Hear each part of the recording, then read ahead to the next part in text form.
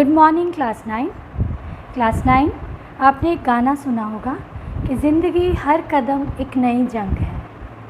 तो अभी हम लोग भी एक जंग लड़ रहे हैं कोरोना के साथ। मैं जानती हूँ आप सब थोड़ा सा डिप्रेशन फील कर रहे होंगे क्योंकि कोरोना ने हम लोग की लाइफ को एकदम स्टॉप लगा दिया है। लेकिन बच्चे, जैसा कि मोदी जी ने भी कहा अपने भाषण में, हम लोग इस आपदा को अवसर में बदलेंगे। तो अभी आपके पास मौका है, आप अपने आप को कुछ साबित करके दिखा सकते हैं। तो उसके लिए आपको लगातार प्रयास करते रहना है। और इसी प्रयास की कड़ी में हम लोगों ने शुरू किया था चैप्टर 2 पॉलिनोमियल्स, बहुपद, ठीक है, जिसमें मैंने तुम लोग को बहुत सारी टर्म्स पॉलिनोमियल से संबंधित बताई थी।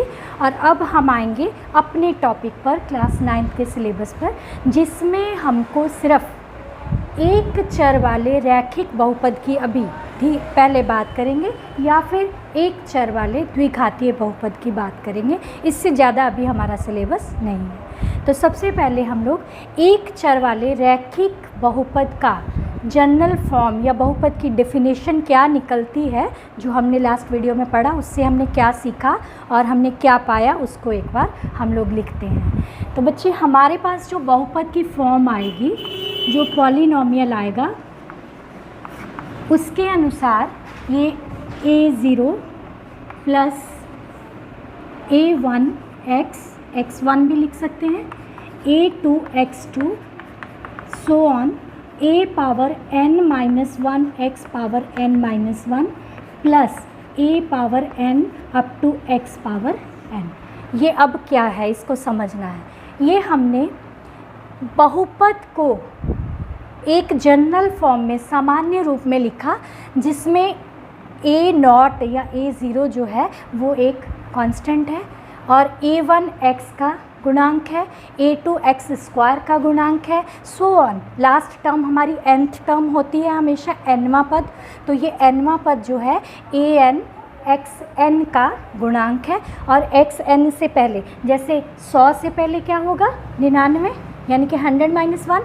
तो इसी तरह n से पहले क्या होगा, n माइनस 1। तो हमने ये पद भी लिखा। n इससे पहले क्या होगा, n माइनस 2। तो ये इसका सामान्य रूप हो गया, जिसको हम लोग लिख सकते हैं। अब इसमें कहेगा रैखिक बहुपद का सामान्य रूप हमारे पास क्या होना। यहाँ पर एक बात याद रखना बच्चे, an not equal to 0। an कभी भी 0 नहीं होना चाहिए। अगर an 0 हो गया तो बात ही ख़त्म हो जाएगी, है ना। तो ये फिर अब बहुपद नहीं रह जाएगा एक तरह से। तो अब हम लोग इसका रैखिक बहुपद का सामान्य रूप लिखेंगे। रैखिक बहुपद का सामान्य रूप, इंग्लिश में इसे कहते हैं जनरल फॉर्म, ठीक है। तो का सामान्य रूप ये होगा हमारे पास, रूप पूरा लिख देती हूँ, ax प्लस b। ये हो गया रैखिक बहुपद का सामान्य रूप। दूसरा आपके पास आएगा द्विघातीय बहुपद का सामान्य रूप। द्विघातीय बहुपद का सामान्य रूप, ठीक है। तो ये भी आपके पास ax square plus bx plus c के रूप में आपके पास आएगा। आप देख सकते हो इसकी हाईएस्ट पावर 1 है, इसीलिए तो ये रैखिक बहुपद है, और इसकी हाईएस्ट पावर 2 है, इसीलिए ये द्विघातीय बहुपद है। सो ऑन, आप त्रिघातीय, चार घातीय, लेकिन हमारे सिलेबस में ये दोनों बहुपद का सामान्य रूप पढ़ना आपको है, ठीक है। इसको बढ़िया से आप याद रखेंगे, क्योंकि ऑब्जेक्टिव के लिए मैंने वीडियो 1 और अभी जो बता रही हूँ, इसके ऑब्जेक्टिव आपके बहुत सारे इसमें से होंगे, इसलिए ध्यान से इसको पढ़ना और नोट करते चले जाना अपनी फेयर कॉपी में, ठीक है। तो ये हमारे पास बहुपद का सामान्य रूप हो गया। अब बच्चे, हमको जानना है कि बहुपद, कौन कौन से पद बहुपद नहीं हो सकते हैं। ये तो बहुपद हो गए, अब कैसे पद होंगे जो बहुपद नहीं होंगे। देखो बच्चे, अगर इसमें हमारे पास x की पावर फ्रैक्शन में आ जाएगी तो वो बहुपद नहीं होगा। अगर हमारी x की पावर माइनस में आ जाएगी तब भी वो बहुपद, यानी कि कभी कभी 1/x लिखा रहता है ना, तो वो भी बहुपद नहीं है। ये हमारे बहुपद की श्रेणी में नहीं आएंगे। बहुपद की श्रेणी में x की पॉजिटिव पावर्स होनी चाहिए, नेगेटिव पावर्स नहीं होनी चाहिए। तो अभी आपकी एक्सरसाइज शुरू करेंगे तो उसका पहला सवाल आपका यही होगा कि क्या ये बहुपद है। तो उसके लिए आपको पहचानना पड़ेगा। मैं सेम क्वेश्चंस नहीं बताऊंगी, मैं केवल आपको हिंट देती हूँ कि कैसे इनको करना है। हाँ तो बच्चे, फर्स्ट क्वेश्चन के कोई 2 पार्ट हैं ये आपके, जो मैं आपको बताऊंगी। इसमें कह रहा है क्या ये बहुपद है। अभी अभी मैंने बताया कि अगर किसी भी चर का पावर 1/2 हो जाए या फ्रैक्शन में हो जाए, ये हम लोग इसको बहुपद नहीं कहेंगे। रूट टी का मतलब क्या होता है बेटा? रूट टी का मतलब होता है पावर 1/2, इसलिए ये बहुपद नहीं है। कारण देना है, क्योंकि टी की किसी भी चर की घात फ्रैक्शन में नहीं हो सकती है, इसलिए ये बहुपद नहीं है। समझ में आ रही है बात? कारण आप दे सकते हो, आपको लिखना है, ठीक है। कुछ काम अब बड़े हो गए ना, कुछ काम अपने से भी करना है। अब देखो यहाँ पर क्या है? y² + √2। अब आप कहोगे कि मिस ने बताया था जहाँ रूट आएगा वहाँ पर तो हम लोग को बहुपद नहीं है। लेकिन बेटा मैंने क्या कहा? चर की घात। अचर की बात तो मैंने की ही नहीं, ये अचर संख्या है ना।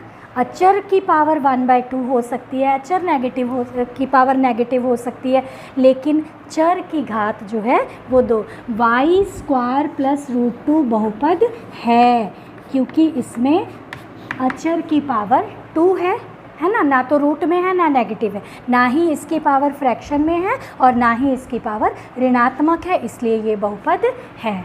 समझ में आ रहा है?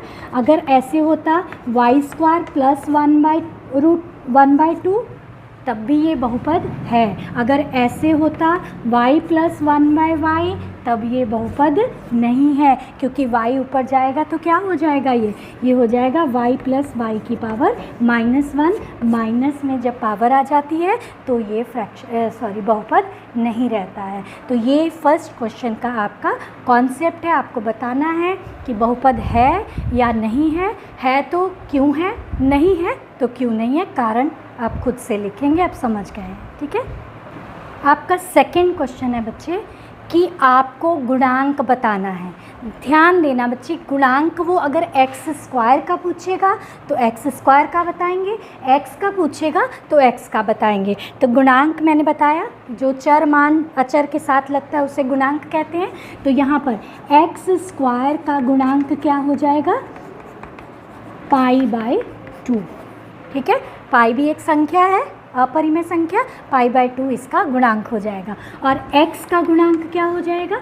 x का कोई गुणांक नहीं है, इसका मतलब इसका 1 है, तो x का गुणांक क्या हो जाएगा? 1 हो जाएगा। ये आपका सेकंड क्वेश्चन है।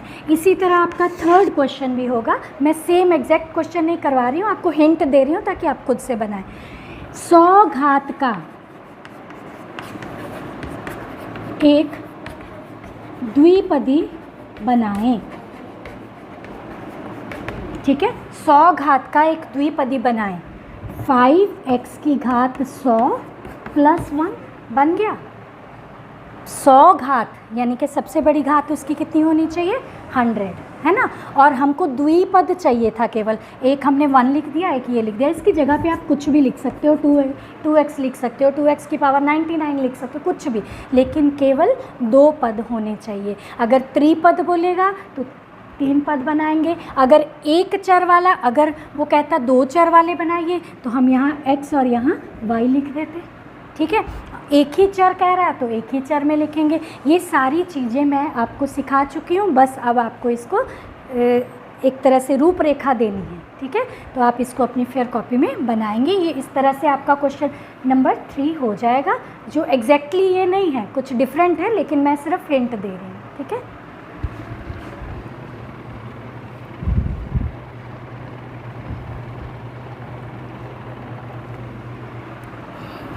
उसके बाद बच्चे क्वेश्चन नंबर 4 में बहुपद की घात। बहुपद की घात क्या होती है? आपको मैंने बताया, जो सबसे बड़ी पावर है है ना। चर मान की, चर की सबसे बड़ी घात, हाईएस्ट पावर, सबसे बड़ी घात जो है वही आपके बहुपद की घात होगी। अगर आपके पास लिखा हुआ है x power 100 plus x power 1000, तो आप ये नहीं देखेंगे कि पहले ये लिखा हुआ है तो ये घात होगी, नहीं, जो सबसे बड़ी घात है वही होगी। तो इसमें बहुपद की घात क्या हो जाएगी, 1000। यहाँ तक क्लियर हो रहा है। उसके बाद हमारा क्वेश्चन नंबर 5 है, जिसमें वो हमको कहता है कि आपको बताना है कि ये जो बहुपद है रैखिक है, द्विघातीय है या त्रिघातीय है। ये क्वेश्चन अब मुझे बताने की आवश्यकता नहीं है। जिसकी घात हाईएस्ट पावर 1 वो रैखिक, जिसकी हाईएस्ट पावर 2 वो द्विघातीय, जिसकी हाईएस्ट पावर 3 वो त्रिघातीय, सो ऑन चलता रहेगा। तो इससे आपकी 2.1 एक्सरसाइज कंप्लीट होती है। अब हम बढ़ते हैं एक्सरसाइज 2.2 की ओर।